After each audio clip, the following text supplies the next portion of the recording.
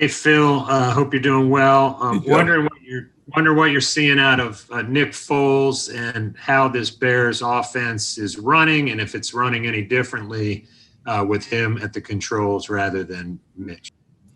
Well, Nick is he's played a lot of winning football, so yeah, I mean, you can see, he does a great job of controlling the offense and what they're in. He's real smart. He sees stuff. He can RPO you and do some different things. But he just, good old, he's been around a long time and really a good player, and you can see the offense. He's doing a good job with them. Hey, Coach, it's kind of understood that a lot of what KK Short does inside doesn't appear on the stat sheet, but without him for the rest of the year, in what area do you think his absence hurts you most? Well, one is leadership, especially in that room, because we have a lot of young defensive linemen. So that's one huge deal. But, KK will be around, so he'll help with that. But, anytime you lose somebody who's played as much football and been an all-pro, and they do so many different things for you. Like I'll give you an example, just on third down calling games. When you're in a four-man rush, you have pass rush games, and it's based on where the back is and where the center's going. And you love a vet that really understands all that and gets you in the right game. So, I mean, there's a lot of things KK has done and can do for you, but that's just an example. Let's go to Josh Klein and then Jonathan Alexander. Hey, Phil. I know that obviously you spent a lot of time with Braveon Roy over the years. I was hoping you could talk a little bit about his growth that you've seen since you first got in contact with him, and then the growth that you've seen since he's actually gotten into the league. Well, when we first were around Braveon, he's always had ability. He's a big man. And he didn't play as hard as he should have. And he really improved on that the last year and a half at Baylor. And so, as he's come in here, I think, Fair and Frank Ocam have done a real good job with him. You can see him progressing, and he just needs more reps. I think the more reps he gets, the better he's going to get. So, he's doing a nice job. He's real bright, understands the game. So he just needs more reps in competitive situations. And, with KK down, he's going to get some of those reps. So I'm anxious to see how he does. Hey, Phil, hope you're doing well. Yep. I don't know where Brian Burns is with his injury, but if he does have to miss a game, how does that change for you all? Well, it affects a great deal. We use Brian in a lot of situations, different defenses, like we do use Jeremy Chin. So he does a lot for us. So without Brian, there's a hole in what we do. But, it's next man up, and we'll adapt. And we have some other guys that are coming on. So we'll just utilize their talents. Let's go to Miles Simmons and then David Newton. Hey, Phil. Matt Rule said that Zach Kerr is probably in line to start for Quan Short. So what have you seen from him since you've been with him, and how do you feel like he will be able to play in that spot? Well, Zach is another guy that's played a lot of football. He's been in the league for a while. So, he's got that savvy, and he's been around, and he works, and, he's a pro. So he does have some wiggle inside for a big man. So, he'll get more reps, and I'm anxious to see how he does. Hey, Coach, you mentioned Burns and what you got to do there, and KK being out. So what's the challenge for you as far as trying to create pressure if you're without those two? Yeah, we've got to be creative if we're without them. And we have different packages that we can do that, and we're preparing for that. But this league is, you're going to have injuries, right? So, it's the next man up, and you got to be multiple enough to handle the injuries. And, we have a plan if we don't have Brian and we lose another D lineman. So, but I think everybody has the same problems, especially as the year goes on. Your numbers get thinner and thinner. Let's go to Joe Person and then Skylar Callahan. Phil, Matt was saying yesterday you guys are sort of rethinking how you guys defend the crack tosses. Wonder if you could kind of walk us through that and kind of what makes that play. What's the key to defending those plays? Well, the biggest issue is, and I've said this for a lot of years and nobody was doing it, so I was happy about that, but these tight formations that the offense are lining up in have really created a lot of problems, and they've now put the onus on the corners to make a lot of plays in the run game.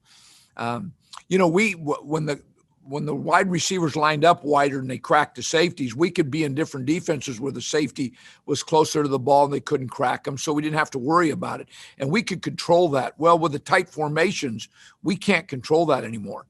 And so the corners have to be involved in the run game. And if you look across the league, you'll see that the tosses and some of the perimeter plays are really hard to defend. And it's based because of the formation. And when you get in an 8-man front, there's one guy they can't block. Well, the guy they're putting the onus on is the corner on the tailback. And so it's creating a lot of problems for all of us. Hey, Phil, kind of going back to David's question a little bit in terms of pressure. Chicago, I believe, is 27th in the league in yards per attempt. And with that situation, and I know you like to usually drop 7-8 guys, does that maybe change your philosophy this week and maybe trying to get more pressure because you know that they're not going to take as many shots down the field? Yeah, but you know what? Foles is smart now. He knows you're doing that, he'll take your shots. And he has some receivers that can get downfield. Graham can still beat you downfield, and they've got a good receiving crew. So I think you got to be smart. The statistics say that they don't throw the ball downfield in certain situations, but when he needs to, he does, and he makes big plays with them. So we just got to be smart. We'll mix it up, and I think it's really important. We are who we are. And play to those strengths. And that'll depend on what they're doing. Go to Elena Getzenberg and then Jason Huber. Hey, Phil. I was curious, to hear Whitehead's kind of up and down kind of through the first 5 games. I was wondering what your assessment of him has been so far and anything you feel like he's done well or needs to work on. Yeah, no, Tyre is, he's another guy that's a vet. He's been around a long time, understands the game, and keeps it's amazing how, he keeps his body, he's pretty fresh and, we're going in the 6th game. So, but he's doing a lot of good things and, maybe he hadn't had the opportunity to make some plays that he wanted, but I think he's doing fine. So, I'm looking forward to watching him play this Sunday. Hey, Phil, going back to Zach Kerr, he was one of the first, defensive guys you did sign in free agency this year. What did you guys see from him? Someone who hadn't really had a very notable career, but what did you see from him to want to sign him? And also in those 2 games that he did start this year with KK out, what did you see from him?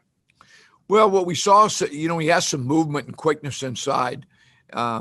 And so, in the tackle position, you like, a big guy and then a more movement guy. So we saw some good movement inside, and I think he's shown that, he's hit the quarterback 3 or 4 times for us this year. And so, it's the same thing we saw on tape. All right, let's go to Jonathan Alexander and then Phil Orban.